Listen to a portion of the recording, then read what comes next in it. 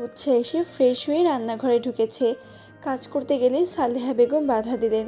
উৎসা ভয় পেয়ে গেল। ও কোনো ভুল করে ফেলেছে কি? ভীত কণ্ঠে শুধালো। আমি কি কোনো ভুল করেছি আম্মু? উৎসার ভীত কণ্ঠ শুনে সালেহা বেগম রিনি দুজনে একে অপরের দিকে তাকিয়ে হেসে দিল।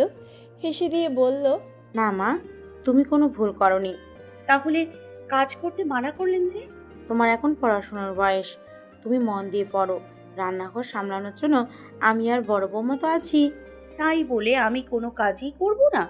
সালেহা বেগম উৎসার মাথায় হাত বুলিয়ে দিয়ে বললেন, বোকা আমি, কাজ করার সময় চলে যাচ্ছে নাকি? কাজ করার সময় এখনো পড়ে আছে। তোমার পড়াশোনা শেষ হলে দুই বৌমার হাতে সংসার ছেড়ে দিয়ে পায়ের উপর পা তুলে বসে খাবো আমি। তখন সব তোমাদেরই করতে হবে। সালেহা বেগম মনে মনে ভয়ে আছেন। ছেলে তার মাথা গরম। বউকে কাজ করতে দেখলে পুরো বাড়ি মাথায় তুলে ফেলবে।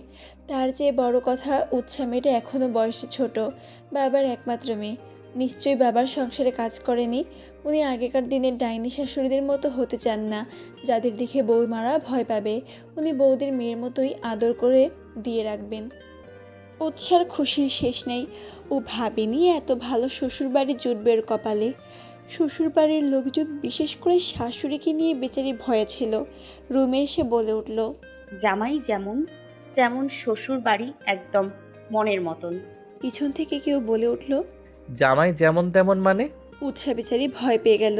কে কথা বলল? রুমে তো ও ছাড়া কেউ ছিল না। পিছনে ঘুরতে নিল, ধাক্কা খেলো কারো প্রশস্ত বুকের সাথে। ইস, বুক তো নয়, যেন আস্ত এক শক্ত পাথর।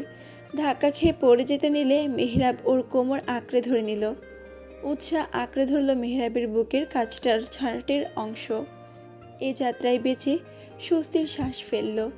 পড়লে নির্ঘাত মাথা ফেটে খান খান হয়ে যেত। ঝাঁঝালো কণ্ঠে বলে উঠল, কি সমস্যা?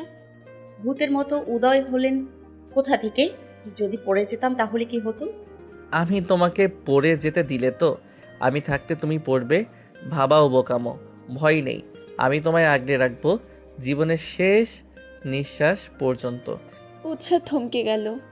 মেহরাবের মুখ থেকে এমন কাব্যিক কথা শুনতে পাবে কখনো ভাবেনি। ভ্যাবলার মতো তাকিয়ে রইল মেহরাবের মুখ পানে।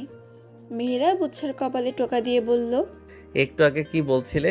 উৎসাহ ভরকে গেল। নিজেকে সামলে নিয়ে বলল, কোথায় কি বলেছি? তোমার জামাই নাকি যেমন তেমন শ্বশুরবাড়ি মনের মতো। বলবো না তো কি করব?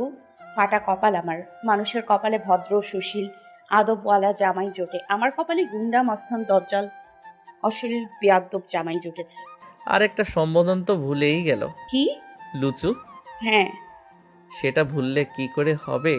ওটা সবার আগে বলা দরকার ছিল। মেহরাব হুট করে উৎসাহকে হালকা ধাক্কা দিল। উৎসাহ আচমকা আক্রমণে ধরার মতো কিছু না পেয়ে থপাস করে বিছানায় পড়ে গেল। উঠতে যাবে তার আগে মেহরাব ঝুঁকে এলো ওর ওপরে। উৎসাহ ঘাবড়ে গেল। মেহরাব দু হাতের মাঝে আবদ্ধ করে নিল ওকে। উৎসার পালানোর কোনো উপায় নেই। মেহরাব নিশালো দৃষ্টিতে চেয়ে আছে ওর গোলাপ রাঙা ওষ্ঠের পানে। উৎসার খেয়াল হতেই দু হাত দিয়ে চেপে ধরতে অগ্রসর হলো। তার আগেই মেহরাব ওর হাতে বন্দি করে নিল উৎসার ছোট্ট কোমল হাত দুটো।